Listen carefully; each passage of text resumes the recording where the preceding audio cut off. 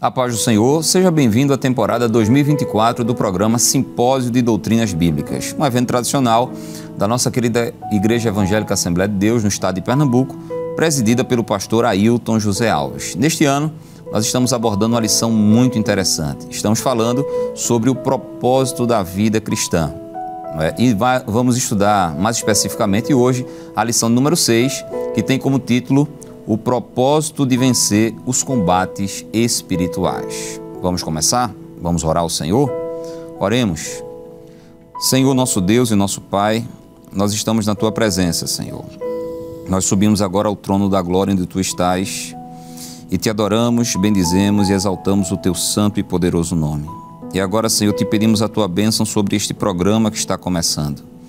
Ó Deus, abençoa os Teus filhos, Senhor, que vão ser entrevistados, que vão falar a Tua palavra, que vá muito além, Senhor, do conhecimento intelectual, que vá muito além de informações. Mas toma os Teus servos em Tuas mãos, Senhor, para que eles falem a Tua palavra, palavra de vida eterna, que traga crescimento, que traga edificação para a Tua santa igreja. Nós Te pedimos isso, Pai, em nome de Jesus. Amém.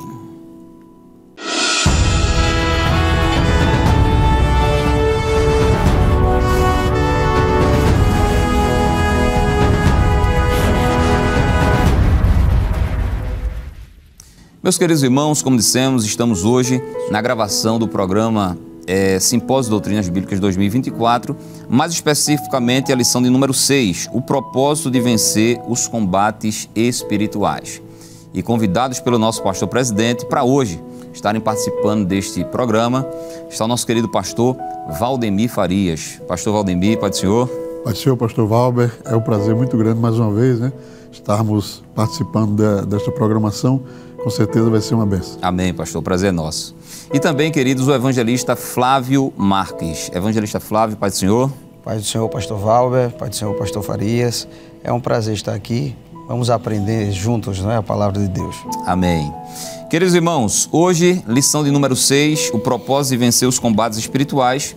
O versículo-chave está em Daniel, capítulo 10, versículo 19, que diz o seguinte: E disse, não temas, homem muito desejado.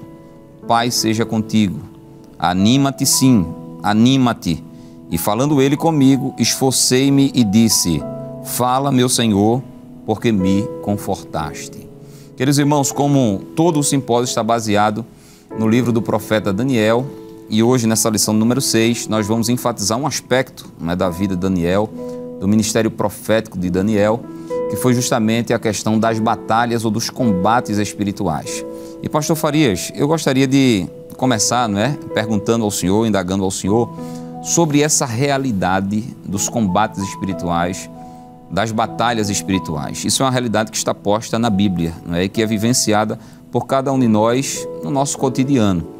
É verdade que existem ideias assim equivocadas, distorcidas sobre essa questão de batalha espiritual, mas a gente nem pode, subestimar essa realidade e nem pode superestimar. Tem que ter uma visão equilibrada, uma visão bíblica, mas que é uma verdade bíblica, é uma verdade que vivenciamos todos os dias, principalmente nós, os cristãos, sem sombra de dúvida. Eu queria que o senhor fizesse, pastor, algumas considerações em relação a essa questão, a batalha espiritual. Como o senhor citou, pastor Valber, é uma realidade do texto bíblico. Sim. Porque quando a gente fala de mundo espiritual, nós estamos falando do invisível. Nós estamos falando de uma realidade fora da nossa realidade, que se não houvesse balizamento na Escritura, seria apenas uma alegação, uma ideia humana. Sim. Mas a Bíblia, o texto bíblico é muito claro, é muito específico. Existe o mundo espiritual formado por seres que trabalham em favor daqueles que temem a Deus. Sim. E existem os seres espirituais que trabalham para destruir os que servem a Deus e o próprio plano de Deus que está em andamento na história da humanidade. Então isso é uma realidade que a gente precisa, como o senhor falou também, não ir a extremos de interpretações. Sim. Procurar ficar dentro do contexto da palavra de Deus e entender como esse mundo funciona. Na nossa vida prática, nós como cristãos, claro que nós também enfrentamos, nós somos vítimas de ataques espirituais, né? E é preciso que nós estejamos no nível que o apóstolo Paulo falou, daqueles que são espirituais, porque o espiritual discerne bem tudo. Isso. Esse é outro ponto também importante, porque para que eu não interprete uma panela caiu em casa, foi o diabo que derrubou, né? E ao mesmo tempo não perceber artimanhas que estão em andamento, que são fruto de uma ação maligna. Então, essa lição é muito importante para a gente poder equilibrar, ter uma visão clara das Escrituras com respeito à realidade desse mundo espiritual atuante. Amém, pastor. É interessante, evangelista Flávio, o pastor Farias, ele trouxe essas considerações iniciais sobre a realidade da batalha espiritual. Aí ele falou aí, citou os seres espirituais malignos, que tem como chefe o próprio Satanás e o seu exército, os demônios, mas também os seres espirituais benignos, que são os anjos de Deus, os anjos que estão a serviço de Deus e também daqueles que iam de herdar a salvação. Então, é uma batalha espiritual, é um combate espiritual que acontece diariamente, desde os tempos mais remotos, até os dias de hoje. Só que vamos delimitar um pouquinho mais, porque como o simpósio fala sobre o livro de Daniel, nós vemos aqui claramente nesse capítulo 10 do livro do profeta Daniel, um grande embate espiritual acontecendo. Ainda que a princípio não foi perceptível a Daniel, mas depois foi revelado a ele. Eu gostaria, evangelista, por favor, que o senhor contextualizasse o que é que está acontecendo aqui no capítulo 10 do livro do profeta Daniel. Pois não. É interessante que o profeta Daniel, ele está vivendo um momento espiritual acerca de uma revelação de Deus. Os capítulos anteriores, principalmente o 9, sim, mostra Ezequiel compreendendo que o tempo que o povo de Israel passaria em Babilônia seria de 70 anos. Isso. E ele compreende pelas Escrituras, só que ele recebe uma revelação de Deus, uma revelação escatológica, inclusive, E a gente já vê aqui, pastor Valber, que quando nós temos uma comunhão com Deus, nos debruçamos em buscar o Senhor e a entender a sua palavra, a guerra espiritual irá aumentar cada vez mais. Então, Daniel está recebendo esta revelação de Deus acerca dos últimos dias e nesse momento ele começa a orar, porque a Bíblia diz que ele entende a situação espiritual do povo. O povo vai para a Babilônia em decorrência de pecado. O povo havia pecado e Deus pune o povo, fazendo com que o povo fosse para a Babilônia. E nesse momento ele começa a pedir perdão a Deus pelo povo, interceder pelo povo. E neste momento Daniel começa a orar e diz a Bíblia que ele ora, a resposta demora para chegar. E é interessante que o texto fala no versículo 1, no 3º ano de Ciro, rei da Pérsia, foi revelada uma palavra a Daniel, cujo nome é Beltesazar. A palavra era verdadeira e envolvia grandes conflitos. Ele entendeu a palavra que teve a inteligência da visão. O versículo 2 diz que Daniel, ele pranteia, ele chora durante 3 semanas. E quando o anjo consegue chegar a Daniel e falar para ele a resposta da oração, ele diz que o príncipe da Pérsia havia, no combate espiritual, o anjo tenta descer com a resposta. Esse texto é muito específico, A gente não vê textos na Bíblia como esse, mas aqui, como o senhor iniciou, logo no início Daniel não compreende, mas depois ele entende o que estava acontecendo no mundo espiritual. Algumas pessoas, talvez de forma letrista, pode ler esse texto, rei da Pérsia, o príncipe da Pérsia, entender que era um governo humano. Mas a questão aqui era espiritual, porque o anjo que desce não consegue passar, porque o príncipe ali era um ser espiritual.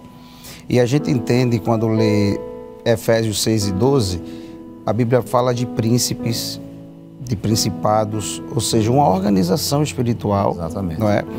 E eu entendo pela palavra que em cada lugar existe uma ação diabólica que atua em determinada área. E aquele príncipe estava ali, tentando impedir que a resposta chegasse a Daniel. A Bíblia diz que Miguel, não é, o arcanjo, teve que descer para fazer com que a resposta pudesse chegar até Daniel. Certo. É interessante, não é, pastor, o que o evangelista Flávio estava falando, e o senhor fica à vontade, viu, pastor, para interagir, para intervir a hora que quiser, mas Daniel, ele está orando ao Senhor, ele sente, né, o convite do Espírito Santo, o direcionamento do Espírito Santo para orar, para jejuar, e ele faz isso durante 3 semanas, justamente o período exato da batalha que estava se travando no céu por causa das suas intercessões. E ele falou uma coisa interessante, pastor, e por favor, o senhor fique à vontade para discorrer sobre isso, da organização do mundo espiritual. Assim como há uma organização e uma hierarquização no mundo espiritual do bem entre os anjos de Deus, parece também haver uma organização e uma hierarquização no mundo do mal, não é isso? No reino do diabo e os seus anjos. E grande foi a peleja, não é, pastor? O próprio Jesus, o nosso Senhor, mencionou, né, de que se Satanás tivesse dividido contra si mesmo, o seu reino não subsistiria. Exatamente. Então, existe um respeito hierárquico.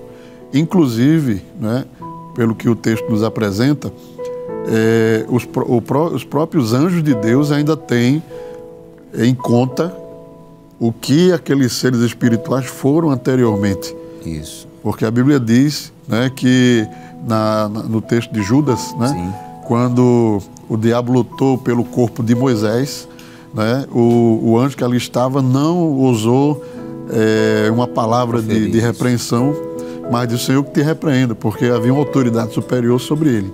Então, o texto de Daniel vai mostrar para nós de que o reino das trevas está imbuído em tarefas grandes, médias e pequenas. Levítico 19 fala de espíritos familiares que chirueiam, né, entre os dentes. Então, espíritos que acompanham famílias inteiras por séculos para entender e compreender o andamento daquelas famílias. E no caso aqui do livro de Daniel, Daniel é um autor da Bíblia. E um dos projetos, uma das resistências do diabo era para que o evangelho não fosse construído, nem a escritura fosse concluída. Por isso que há uma guerra para que Daniel não seja esclarecido, Daniel não entenda e Daniel não escreva. Isso. Porque esse era uma das metas principais dos príncipes das trevas, né? Impedir a revelação do evangelho no meio da nação de Israel. E aí nós vamos ter diversos exemplos que a gente poderia falar aqui, de autores bíblicos que foram altamente perseguidos para que não tivessem condição de produzir o texto que está na nossa mão hoje. Então, uma das principais batalhas do diabo, que até hoje continua sendo, hoje ele não pode mais impedir que ela foi escrita, mas tenta deturpar, tenta, né, mudar, impedir que ela seja pregada. Né? Que ela seja pregada. Há uma tentativa de distorcer, de omitir, inclusive, textos da Sagrada Escritura, para que as gerações futuras não acessem a palavra. Então, essa guerra espiritual está dividida em níveis. Pois não. Existem níveis existem potestades que estão atuando a níveis de governo, a níveis lá em cima. Há outras que estão atuando em níveis mais baixos. E há aqueles que estão atuando em níveis familiares para tentar destruir as famílias. É interessante, né? Esse mundo espiritual é um mundo de fato real. É uma realidade que está acima, está além da nossa realidade, mas é talvez mais real do que a nossa própria realidade. Então veja, vocês estão percebendo que a gente está trazendo considerações iniciais, gerais, sobre essa realidade da batalha espiritual. Já falamos um pouco dessa verdade, né, bíblica, o que são as batalhas espirituais. Delimitamos um pouco mais aqui para a realidade do que está acontecendo no capítulo 10 do livro do profeta Daniel. Acabamos de aprender, não é, que o mundo espiritual é organizado, é hierarquizado, e que nós precisamos, enquanto crentes, assim como Daniel, estarmos preparados para esses embates. É interessante, evangelista Flávio, que ele orou e jejuou durante 21 dias. E parece que existem batalhas espirituais que a gente só pode vencer, não é, com base na oração e também no jejum. Porque, como disse o pastor Farias, existem divisões de poder entre as potestades do mal, e determinadas castas, né, determinadas potestades a gente só vence se for no embate da oração e do jejum. Sim, é interessante, pastor Valber, que Jesus ensinou isso. Isso. Jesus, embora nós saibamos que nós ocupamos uma posição espiritualmente superior no quesito de estar nas regiões celestiais, mas isso não faz com que o crente se acomode e diga: eu já sou crente, Jesus está comigo, então está tudo certo. Jesus disse no capítulo 9 de Marcos, não é, quando os discípulos foram enviados, os 70, e voltaram, e alguns ficaram eufóricos, dizendo: em teu nome até os demônios são expulsos. Mas no final, depois, quando um menino estava possesso... Jovem lunático, né? Isso. E os discípulos não conseguiram expulsar. Exatamente. E parece um paradoxo, né? Em um momento eles conseguiram, em outro momento não.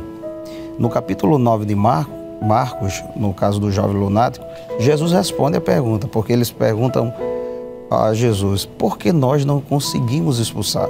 Isso. E a resposta de Jesus é: alguns demônios... Essa casta, né? Precisa de jejum e oração.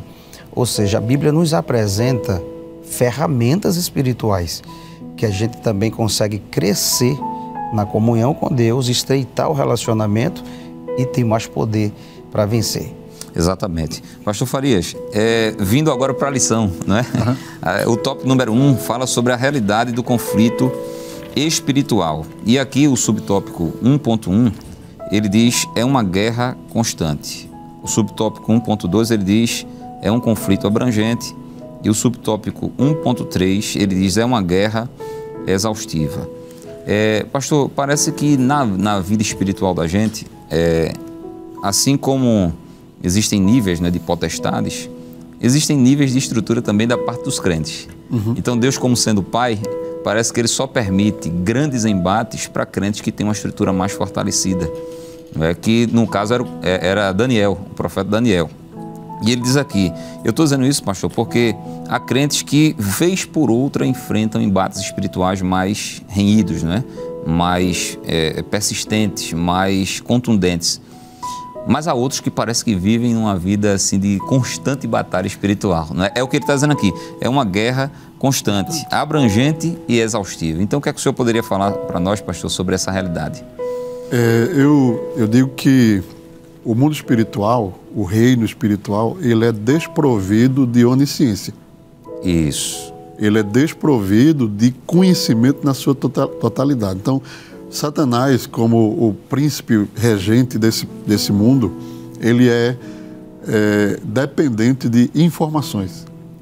Exato. Então, a gente precisa ver o reino das trevas como uma grande rede de informações que vem do menor e vai subindo para as autoridades maiores até chegar lá em cima, né? Isso. A prova disso é que, por isso que Deus trabalha de uma forma sutil, muitas vezes até enigmática, muitas vezes até com poucas informações, né? Jesus nasce na manjedoura e, mesmo assim, com todas aquelas evidências, mas o reino das trevas estava ainda em dúvida. Será que é ele? Será que não é? E precisavam de informações. Né? Então, quando o reino das trevas começa a perceber que há uma interação de Deus, que há uma presença de Deus com determinada pessoa, eles não sabem o que Deus tem com aquela pessoa, mas eles calculam de que há algo mais específico. Então, eu entendo assim, projeções, né? Eles começam a fazer projeções. E aí, eles também criam um mapa de perseguições, de guerras espirituais.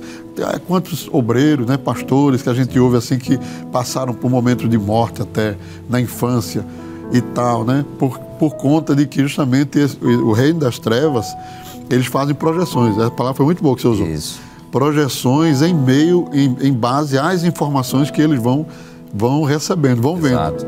Né? Então, eu acho que algumas pessoas, em virtude do plano que Deus tem com elas, são mais atacadas, são mais... Existe também que a gente percebe nas Escrituras, que dentro dessas castas que Jesus falou, né, esses demônios aí do lunático, a Bíblia diz espírito surdo e mudo. Não era o rapaz que era surdo e mudo, era o espírito que era surdo e mudo. Então, um espírito que não ouve uma voz de comando em nome de Jesus, você vai falar com ele 1000 vezes e ele não vai. Então precisa sair por força da presença de Deus através do jejum e da oração. Aí recebe a ordem para sair. Mas assim, existem nas castas, né? É como se fosse assim, espíritos mais nervosos, mais perturbados, mais... E vai subindo, eles vão aumentando também de intelecto. Por que isso? Porque você vê que Judas, ele foi possesso não por demônios, mas pelo próprio Satanás. No entanto, ele não virou mesa, ele não gritou, ele estava cônscio. Jesus chegou a dizer assim, vai, e quando ele tomou o pão molhado que comeu, a Bíblia diz que Satanás, o diabo, entrou nele. E ele saiu lucidamente para realizar o que ele tinha para fazer. Sim. Então, há níveis, né? E o diabo, as hostes infernais da maldade, eles atuam de acordo com o nível, de acordo com a pessoa, de acordo com o plano, de acordo... Você vê que para combater a comunhão de Daniel com Deus tinha muito nível muito alto intelectualmente falando. Sim. Então vai um príncipe. Exato. Para impedir aquilo. Exato. Então veja que da forma, de acordo com o projeto, de acordo com o plano, de acordo com a revelação, de acordo com... Por isso que crente não pode falar muito. Ele tem que estar extremamente guardando os segredos, né? Sim. Eu disse um dia desse, irmão, Deus vai no sonho, fala contigo, te mostra uma coisa extraordinária. Você acordou no outro dia, você pega logo o telefone e vai contar para todo mundo. Se Deus te falou em sonho secretamente, é porque existe uma guerra, existe um monitoramento das trevas contra a sua vida. Sim. Que é para você receber aquilo, entrar em oração, como foi o caso de Daniel, e buscar saídas que Deus vai lhe dar naquilo ali. Então, esse é a questão do reino espiritual. A gente precisa estar atento. Exatamente. É interessante, né, evangelista? Porque essas guerras, como nós dissemos aqui, para alguns parece que são mais constantes. E o crente não pode estranhar isso. Exato. Não pode nem estranhar, pastor e evangelista, e nem pode desfalecer. Porque, como ele diz aqui no tópico 1.3, é uma guerra exaustiva e de fato é. E o crente tem que ter cuidado, nem para estranhar, ficar confundido, não é, no meio dessas pelejas. Se desesperar. Exatamente. Porque se ele se desesperar, se desequilibrar, ele vai perder a guerra. Pastor Valber, senhor... E nem pode ficar exaurir as suas forças ao ponto de desfalecer. Sim. E entregar os pontos, né? O pastor Farias estava falando dessa questão do oponente, né, espiritual, proporcional ao projeto de Deus e à sua comunhão. Eu entendo que quanto mais se busca a Deus, mais se fortalece espiritualmente. Então, os demônios... A força espiritual que vai tentar combater aquele crente cada vez mais forte. Isso. Então, o nível, como disse o pastor Farias, vai aumentando. E uma outra coisa que o senhor falou, da constância, não é? da peleja espiritual, Lucas, capítulo 4, quando nós lemos acerca de Jesus enfrentar o diabo e ser tentado lá no deserto, há um versículo que eu acho muito interessante. Jesus, ele não foi tentado uma, duas ou três vezes, conforme os evangelistas mostram. Sim. Lucas diz que ele foi tentado os 40 dias. E o versículo 13 diz assim: passadas que foram as tentações de toda sorte, apartou-se dele o diabo até momento oportuno. Exatamente. Ou seja, o diabo, tem gente que sofre uma tentação, um embate espiritual, venceu, glória a Jesus. E ele baixa a guarda, né? Eu venci, estou bem. Mas a vigilância, por isso que Jesus disse, vigiai e orai. Vigiai e orai. Então, assim como os embates espirituais são constantes, a vida espiritual deve ser constante. A oração, o jejum. Eu não devo me preparar apenas quando houver um embate específico. A vida do crente é de embates. Isso. E às vezes até o pastor Farias fez uma observação bem interessante aqui no início, que existem embates que às vezes o crente nem percebe. E para isso tem que ter o discernimento espiritual. O apóstolo Paulo também fala isso aos Coríntios, né? No capítulo 2, ele diz que os espirituais discernem tudo. Mas tem pessoas que são crentes, mas são naturais. Ou vivem como carnais. E não conseguem entender, mas o espiritual, Paulo diz que ele olha e vê e entende o que está acontecendo. Então, é preciso que, assim como a luta é constante é exaustiva, eu preciso estar... É como uma pessoa que malha, né? Precisa estar constantemente exercitando espiritualmente. Exatamente. Então, a vida espiritual é uma constância e eu preciso estar me preparando sempre. Meus amados irmãos, a conversa está maravilhosa, né? Está fluindo aqui. Nós estamos extraindo lições espirituais para a nossa vida. Infelizmente, o tempo está correndo velozmente e a gente vai precisar ir para um breve intervalo. Mas, na volta, a gente vai seguir com essa linha de raciocínio aqui, tá certo? Combates desgastantes e constantes na vida do crente. Até já.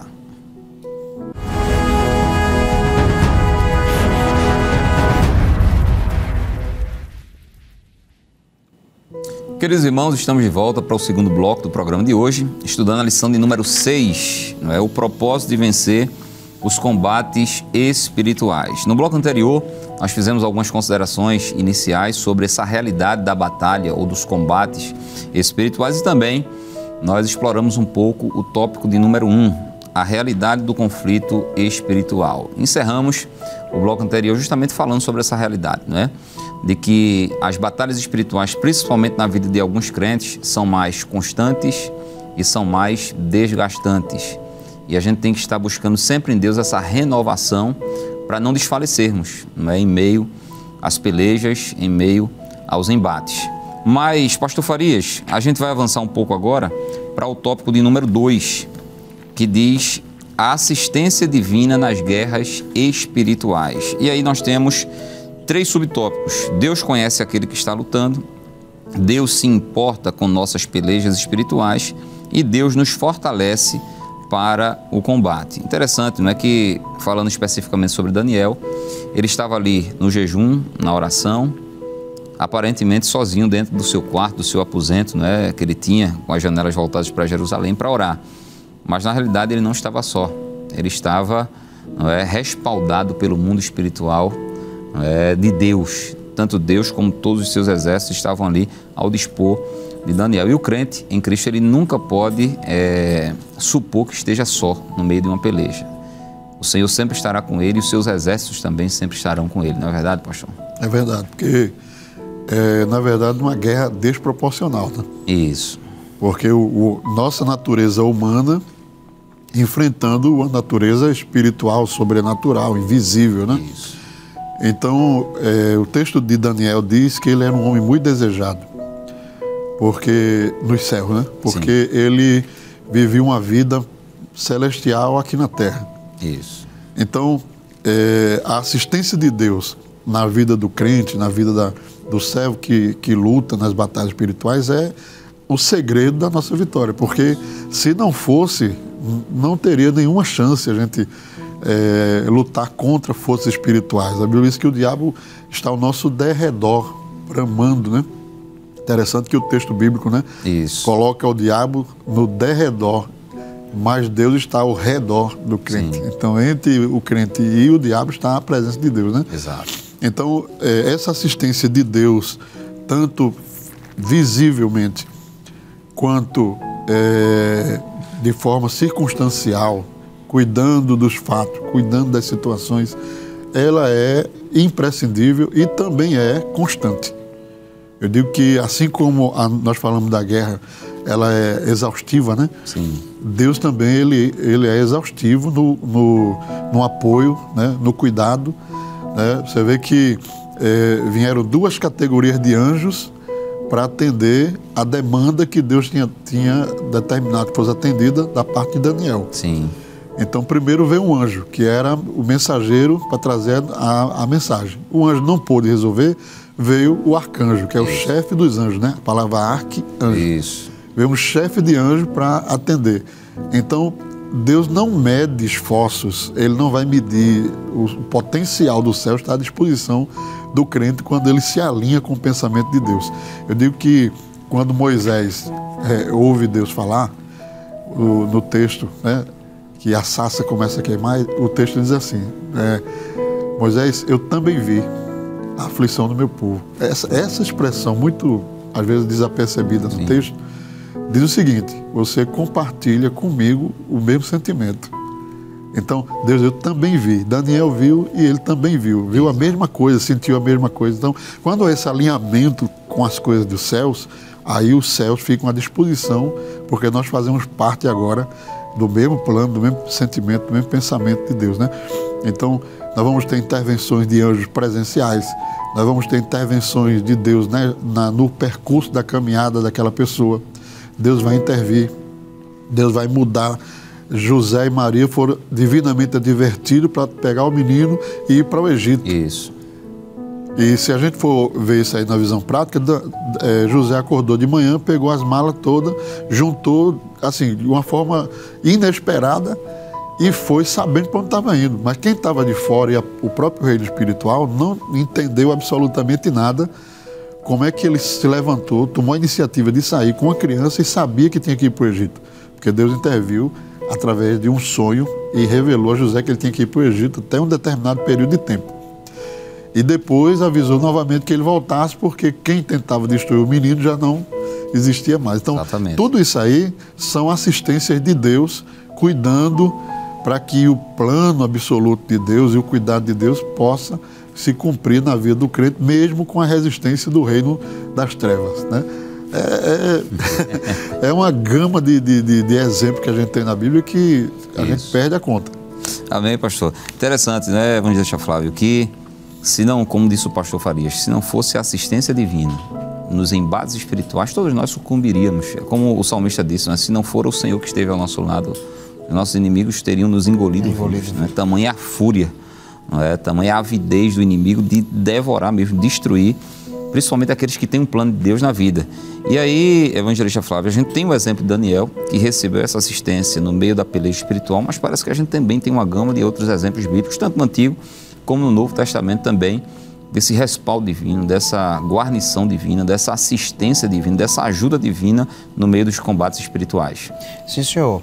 O pastor Farias estava falando a respeito desse embate, né? E citou aqui alguns exemplos. E eu lembrei, pastor, de Eliseu, em Dotã. Perfeito. Porque a gente precisa entender que o mundo espiritual, como falamos no primeiro bloco, está organizado. A luta é invisível, não é? Como disse o pastor, por isso que é desproporcional. O crente, sem assistência divina, ele não consegue vencer. Mas às vezes o diabo, os demônios, eles atuam de forma visível, usando pessoas, usando homens. E no caso de Eliseu, não é? Em Dotã, a Bíblia diz que ele foi cercado por um exército. E é interessante esse texto porque, de um lado, a gente vê uma pessoa com uma visão espiritual, um preparo espiritual. Do outro lado, a gente vê alguém que não estava enxergando nada. E estavam no mesmo lugar, no mesmo ambiente. Sim. Estavam vendo o exército cercando o inimigo, não é? Mas a Bíblia diz que Eliseu, de forma muito tranquila, orou ao Senhor e disse: Senhor, abra os olhos do moço para que ele veja.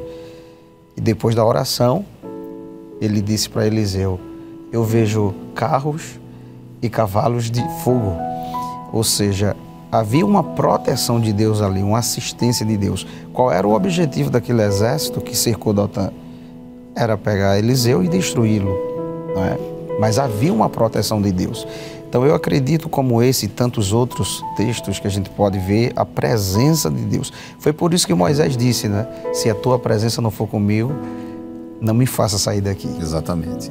É interessante, pastor, o evangelista Flávio falando, e me veio aqui à mente justamente essa assistência divina no meio dos embates espirituais, às vezes de forma perceptível, às vezes de forma imperceptível, mas os cuidados de Deus nunca falham. O que às vezes nos falta é justamente discernimento, olhos espirituais abertos para enxergar, porque Eliseu enxergou, mas Geazi não. E depois ele fez a oração, né? Abre os olhos do moço. E aí ele passou a enxergar a dimensão espiritual ao seu favor. Isso fez com que ele também descansasse, porque ele estava desesperado, estava descompensado, enfim. Então, às vezes, pastor, o que nos falta é justamente esses olhos espirituais abertos para entendermos, discernirmos que o Senhor está ao nosso favor. Os exércitos de Deus estão ao nosso favor nos momentos mais difíceis, nos embates mais renhidos do ponto de vista espiritual. Estava me lembrando do próprio Jesus na tentação, lá no deserto. A Bíblia nos diz que depois que ele foi tentado, os anjos de Deus se aproximaram e o serviram. E lá no Getsemane também, a Bíblia nos diz que depois que ele passou por aquele momento de agonia, os anjos de Deus se aproximaram e o confortaram. Então, muitas vezes o que nos falta, pastor, é esse discernimento, esses olhos para enxergarmos a dimensão espiritual e entendermos que o Senhor está conosco. E estando conosco, a gente vai descansar e a gente vai ter a convicção da vitória em meio a esses combates. Sem dúvida. Por isso que é importante, né, o crente buscar uma vida de oração, de consagração a Deus, viver uma vida de comunhão com o Senhor, né? O apóstolo Paulo disse muito claramente, eu citei anteriormente, né, que o que é espiritual discerne bem todas as coisas, de ninguém é discernido. Então, a vida de oração, a vida de consagração, a vida de jejum, ela vai aumentar o nível, a sensibilidade espiritual do crente, para ele perceber, porque muitas vezes tanto a provisão quanto os ataques só são percebidos por meio de uma abertura na visão espiritual. Isso. Quando Pedro diz a Jesus, Senhor, não fale mais desse assunto de morrer, né? Ele não estava babando, ele não estava em crise, ele estava consciente, com um argumento muito bem elaborado, mas era uma ação demoníaca para interferir no plano de Deus. Jesus, para trás de mim, Satanás, que tu não entende as coisas de Deus. Então, só é possível perceber isso se tiver em um nível espiritual sensível ao Espírito Santo. O apóstolo Paulo diz assim que ele sabia de cidade em cidade o que haveria de acontecer, conforme o que o Espírito Santo lhe dizia que haveriam perseguições, provações naquela cidade. Então, ele tinha um nível de comunhão, de intimidade com Deus, que ele percebia tanto a ação de Deus quanto a ação também do reino do mal, né? Sim. Então, meus queridos irmãos, a gente está aprendendo aqui nesse tópico 2 que nós não estamos sozinhos nos embates espirituais, nos combates espirituais. Não é? O Senhor dos Exércitos está conosco, Deus de Jacó é o nosso refúgio. Então, se você está em comunhão com Deus, pode descansar o seu coração. Deus não vai falhar na assistência dEle, na ajuda dEle, nesse embate que você está enfrentando. E com certeza essa consciência, não é, que a gente desenvolve de que o Senhor está conosco, nos traz mais segurança, nos traz mais ousadia, nos traz mais forças, nos traz mais descanso para a alma durante esses embates. Mas aí, evangelista Flávio, a gente chega no tópico número 3. Não é? Claro que haveria muito mais, não é, a discorrer nesse tópico número 2, mas no tópico número 3 fala sobre as armas do combate contra as trevas. E aí vai tratar sobre aquele texto clássico, não é, de Efésios, capítulo 6, a partir do versículo 10 até o versículo número 18, que fala ali sobre algumas indumentárias, não é? Que o apóstolo Paulo transporta da realidade do soldado romano para a realidade do soldado de Cristo, que é o crente em Jesus. Então ele traz, não é, aquela aplicação do mundo físico para o mundo espiritual. E eu gostaria, evangelista, que o senhor discorresse pelo menos sobre essas primeiras indumentárias, e o pastor Farias fique à vontade, se quiser acrescentar, pastor, enquanto o evangelista Flávio estiver falando, porque eles falam sobre as armas da nossa batalha são espirituais, né? Então o crente está em constante peleja espiritual e para travar essa peleja ele precisa estar armado, ele precisa estar equipado, né? E aí ele começa a falar sobre essas armas, né? Sobre essas peças da indumentária do soldado de Cristo, né? Que é o crente em Jesus. Então, fale aí um pouco, irmão Flávio, sobre a armadura de Deus, sobre o cinto da verdade, sobre a couraça. Sim, senhor. Fique à vontade. Eu gostaria de fazer menção de 2 textos do Antigo Testamento que representam a batalha espiritual. Pois não. No Novo Testamento. O primeiro está em 1 Samuel, capítulo 13, versículo 19. Quando os filisteus, que representam ali, representam os nossos inimigos, espiritualmente falando, eles montaram a estratégia contra Israel muito interessante. Eles conseguiram tirar os ferreiros de Israel, a ponto de, no dia da batalha, não tinha arma. A Bíblia diz que só se achou espada com Jonatas e Saul, que era o rei. Mas todo o exército de Israel estava despreparado, porque as pessoas responsáveis para prepararem. As armas foram tiradas de forma sutil. Eles nem perceberam isso. Isso fala de uma estratégia maligna. Estratégia maligna. Então, o diabo, ele sabe os demônios, o reino espiritual, como o crente, ele consegue se preparar espiritualmente. Quais as ferramentas e como ele consegue isso, certo? O outro texto do Antigo Testamento é acerca de Davi. A Bíblia diz que Davi lutou contra um leão, um urso e também contra o gigante. De forma representativa, o leão pode ali representar o diabo, não é? O urso, o mundo, e o gigante, a carne. Interessante que quando Davi mata o gigante, ele corta a cabeça. Isso. Pega a cabeça e leva para Jerusalém. Aplicando esse texto, Jerusalém era o centro de adoração. A cabeça é o comando, então ele leva para Jerusalém. Poderíamos dizer o seguinte, que em Jerusalém, espiritualmente falando, a oração, o preparo, o jejum, a gente consegue dominar, não é? O centro de comando, porque o homem, ele é um ser racional, ele não peca de forma irracional, ele sabe o que está fazendo. O pastor Farias falou aqui de Judas, né? Ele estava possesso pelo diabo, mas eu acredito que quem estava ali naquela reunião, muita gente olhou e achou Judas normal. Não percebeu. Mas ele estava possesso. Então, quando eu me preparo espiritualmente, veja que Davi tentou até com as ferramentas de Saul. Não deu certo. Tem que ser com as ferramentas de Deus. E o texto em apreço aqui, em Efésios 6, Paulo fala do cinto da verdade, couraça da justiça. Ou seja, ele toma, como o senhor falou, a indumentária romana, dos soldados romanos, e aplica à vida prática cristã. Ou seja, a primeira armadura que ele fala aqui é o cinto da verdade, né? O comentarista coloca aqui, amarra as pontas. Ou seja, se o crente, ele não viver pela verdade, imagina um crente que está numa batalha espiritual, mas falta um pouquinho com a verdade, né, pastor? Como fica? Ou seja, ele está abrindo brecha para que o inimigo de nossas almas possa fazer com que vença a peleja. E a segunda que ele fala aqui é a couraça, sim, que era uma peça muito importante que protegia os órgãos vitais do soldado.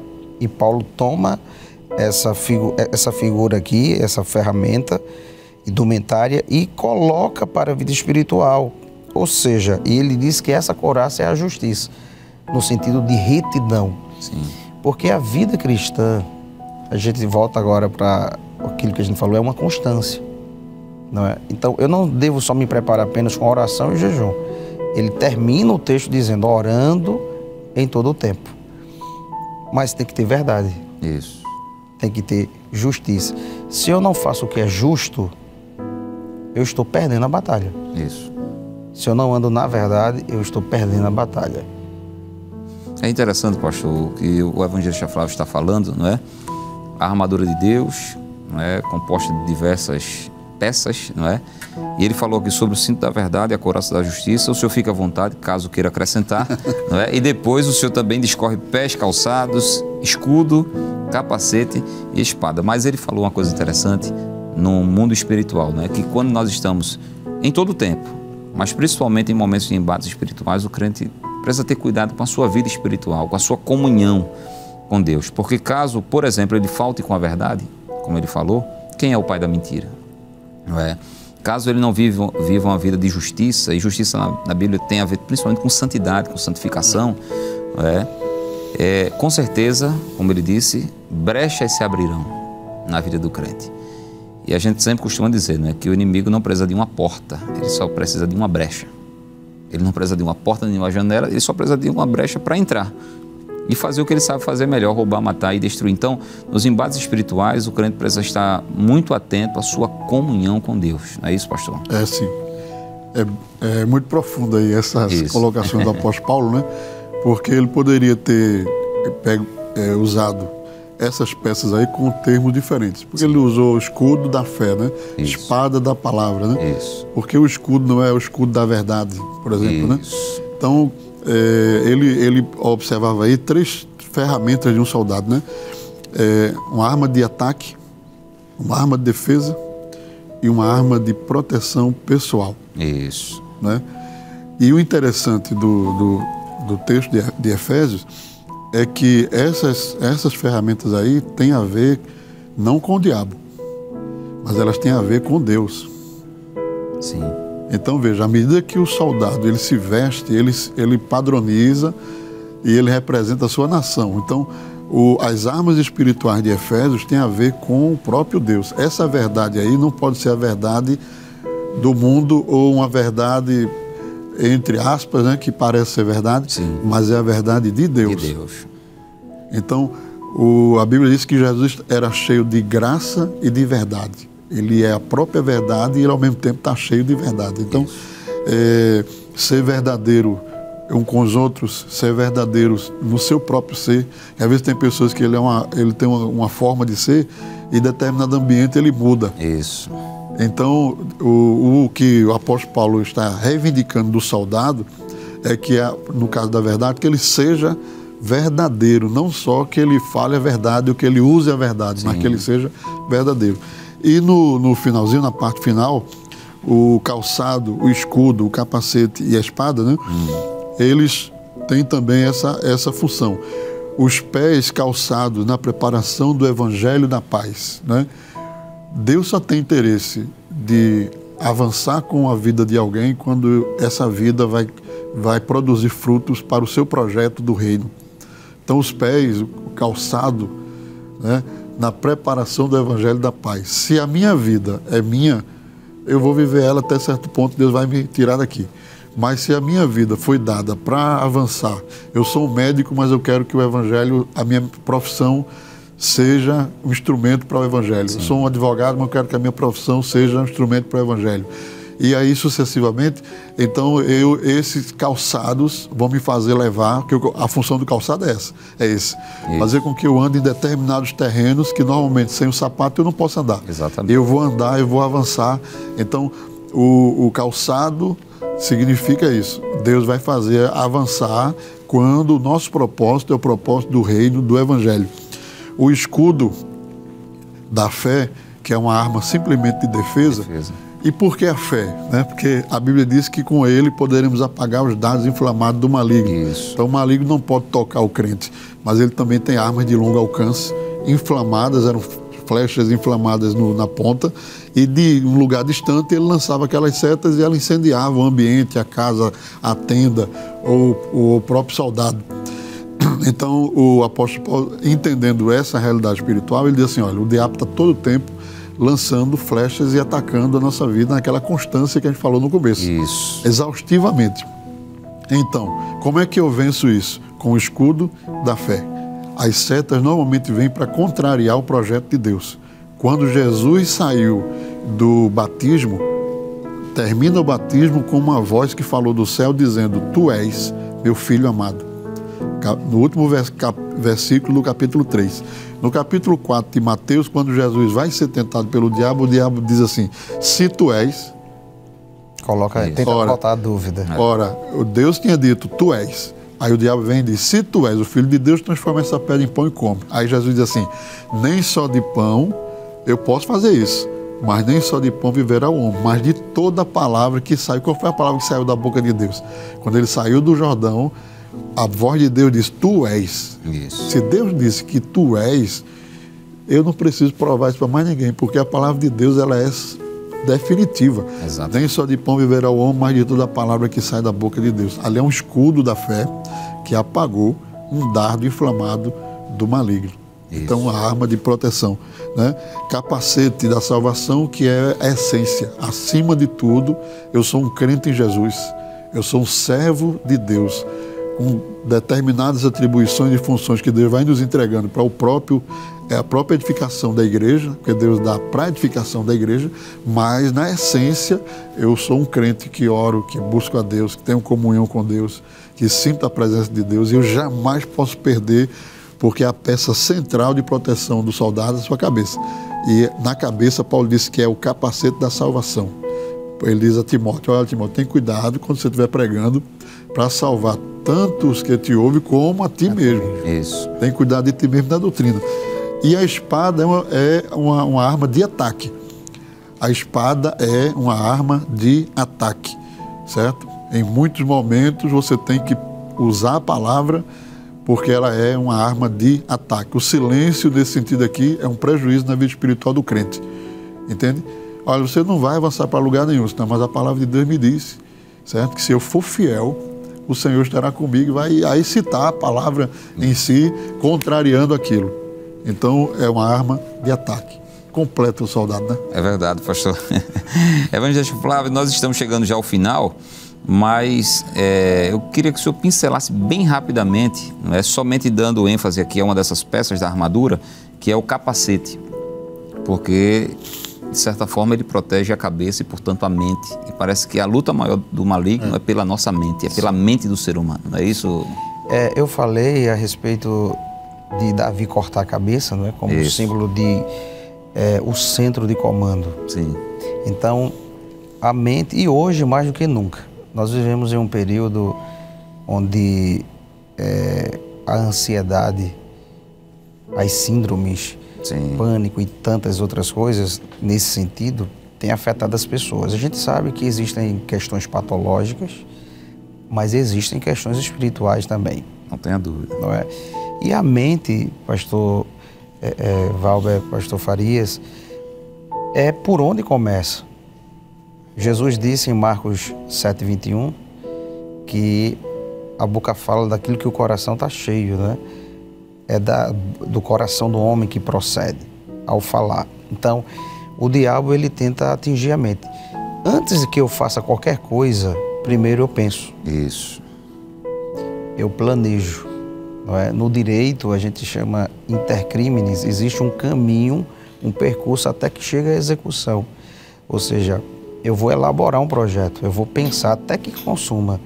Então, na vida espiritual, o diabo vai atingir a mente. Por quê? Ele vai colocar muitas vezes a falta de fé, como falou aqui o pastor Farias, e a gente falou no início sobre a presença de Deus. Imagina o crente duvidar que Deus está com ele. A fé vai lá para baixo e ele fica sem escudo.